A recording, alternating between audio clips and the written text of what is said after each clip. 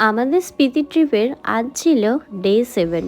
এখন রয়েছি কলপাতে, আর আজ আমাদের ট্রিপ একদম শেষের পথে। তবে পুরোপুরিভাবে এখনো শেষ নয়, হাতে আজকের দিনটা রয়েছে। কাল একেবারে বাড়ি ফিরেই হবে আমার ট্রিপের এন্ড। যাই হোক, সকাল সকাল ঘুম থেকে উঠে কল্পা থেকেই কিন্নর কৈলাসের দর্শন করে নিলাম।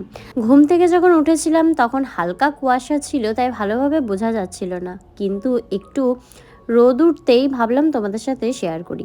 তবে সেখানে পাহাড়ের এতগুলো চূড়ার মাঝে কোনটা কৈলাসের চূড়া এখানকার মানুষজন দেখিয়ে দিলেও আমার বোঝার সাধ্যই ছিল না। তো যাই হোক, সকাল সকাল কিন্নর কৈলাসের দর্শন সেরে ব্রেকফাস্ট করে রেডি হয়ে বেরিয়ে পড়লাম সিমলার উদ্দেশ্যে। আমাদের আজকে ট্রিপের হচ্ছে শেষ দিন, আর আজকে যাচ্ছি আমরা কলকাতা থেকে সিমলার দিকে। সিমলাটা একটু ঘুরে নেবো আমরা, তারপর সিমলা থেকে যাব হচ্ছে দিল্লি, তারপর দিল্লি থেকে কাজ আছে ফ্লাইট। কাল যখন এখানে এসে পৌঁছেছিলাম তখন চারিপাশটা তো বেশ ঘুটঘুটে অন্ধকার ছিল। তো তারই মাঝে এখানে যে রিসর্টে সারি সারি দেওয়া লাইটগুলো রয়েছে, ওই ঘুটঘুটে অন্ধকারের মাঝে এত সুন্দর লাগছিল রিসর্টটাকে দেখতে, সেই ভিডিওটাও তোমাদের সাথে শেয়ার করেছি আগের দিন। যাই হোক, হাতে বেশ কিছুটা সময় নিয়েই আমরা বেরিয়ে পড়লাম এখন কল্পা থেকে সিমলা যাওয়ার উদ্দেশ্যে।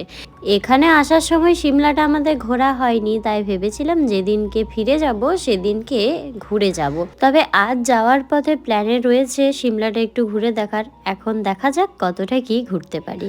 তো বেশ অনেকটা রাস্তা আসার পর আমরা দাঁড়িয়েছিলাম কিন্নুরের সে ভাইরাল রক টানেলে, যেটা কিন্নুর গেট নামেও পরিচিত।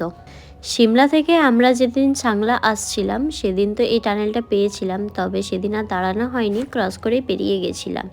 আর যেহেতু চন্দ্রতালটা বন্ধ আছে, সেজন্য মানালি হয়ে না ফিরে আমরা আবার সিমলা হয়ে ব্যাক করছি। সেদিন এখানে দাঁড়াতে না পেয়ে মনটা যেরকম খারাপ হয়েছিল, আজকে ফেরার পথে এখানে দাঁড়িয়ে আমি তো ভীষণই মজা পেয়েছি।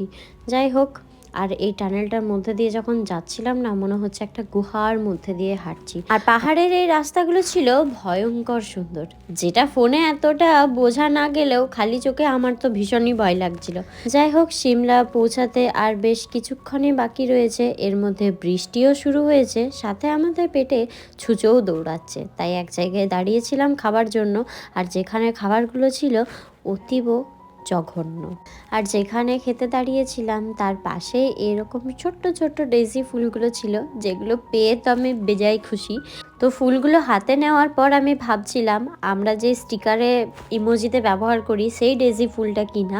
তো এতদিন তো ফোনেই দেখেছি, তবে বেশ কিছুটা রাস্তা আসার পর ওটা তো ছিল ছোট, বড় যে ডেজিগুলো সেগুলো পেয়েছিলাম। তো যতগুলো ছিল প্রত্যেকটাই তুলে নিয়েছিলাম, আর এরকম সুন্দর ভিউ এনজয় করতে করতে আমরা পৌঁছে গেলাম সিমলা। আর সিমলা আসতে না আসতেই পেয়েছিলাম এই লম্বা একটা জ্যাম, যে জ্যামটা বেরোতে আমাদের বেশ কয়েক ঘন্টা সময় লেগেছে। যদিও এই জ্যামটা কাটাতে আমরা একটা ট্রিক ফলো করেছিলাম, না হলে আমাদের আরও যে কত ঘন্টা সময় লাগতো আমরা বোধহয় বাসই মিস করে যেতাম। প্রায় 9 থেকে 10 ঘন্টা জার্নি করার পর আমরা পৌঁছে গেলাম সিমলার ম্যান রোড। আর আমার অবস্থা ছিল ঠিক এরকম। সিমলা ঘুরে দেখবো বলে আমরা হাতে যে সময়টা নিয়ে বেরিয়েছিলাম তার 1%ও আমরা পাইনি। পুরো সময়টাই কেটেছে ওই রোড জ্যাম পেরোতে। তো কোনো রকমে এই জায়গাটা এক চক্কর দেওয়ার মতো সময় বের করে আমরা পৌঁছালাম ম্যাল রোডে।